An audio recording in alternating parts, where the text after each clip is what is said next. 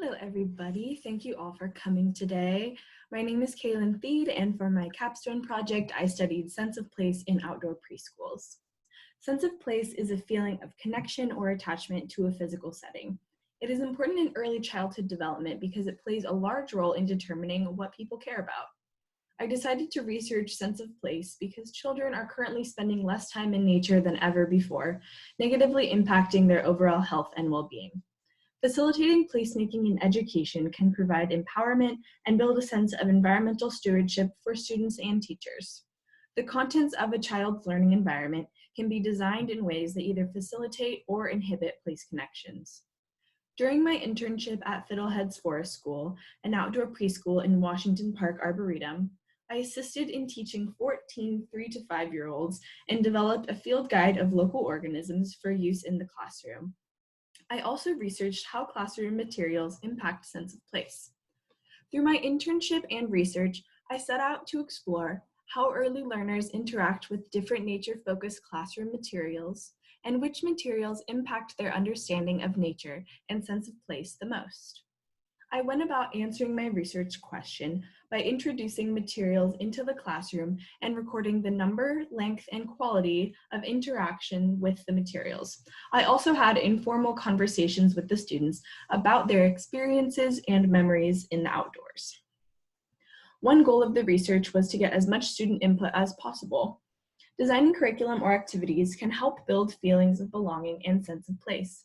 Since it is more difficult to gather direct input from 3 to 5-year-olds, observations help to build a better understanding of how to effectively design educational materials. We were in the middle of a bird unit during my observations, so all of the materials were focused on birds.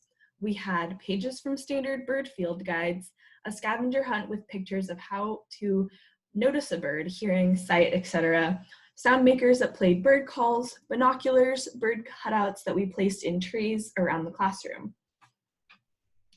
Binoculars were interacted with the most out of all the materials, and often in imaginative ways, not just to look at birds. This points to the general trend of students liking materials that are more multifunctional. Technological elements like the bird sound makers were also very popular. About 60% of the students only interacted with materials after teacher introduction, while 40% sometimes found and engaged with the materials on their own. This shows that there was something else more immediately grabbing their attention, namely the surrounding nature and other students. To summarize my results, I found that the most engaging materials were the ones that were interactive and could be interpreted in different ways. The most effective materials were tool-like materials that provided for direct engagement with the natural world.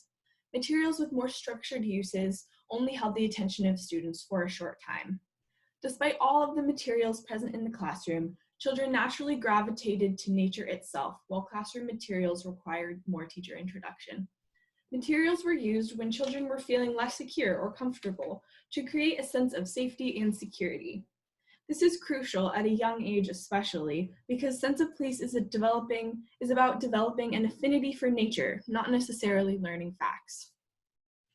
These results are important because they highlight the fact that getting outdoors is the most effective way to build connections with nature. More than learning how to identify plants or types of birds, developing a sense of place through spending time in nature teaches children observational and reflective skills that teach them more about themselves and the world around them. This leads to future citizens that are more engaged and connected to their communities and the world. These findings suggest that more emphasis be put on expanding teachers' environmental knowledge rather than increasing the amount of classroom materials. I would like to extend a special thanks to my faculty advisor, Tim Billow, my site supervisor, Sarah Heller, and teacher Sarah and teacher Jade at the Fiddleheads Forest School classroom that I worked closely in. Thank you for your attention tonight. Does anybody have any questions?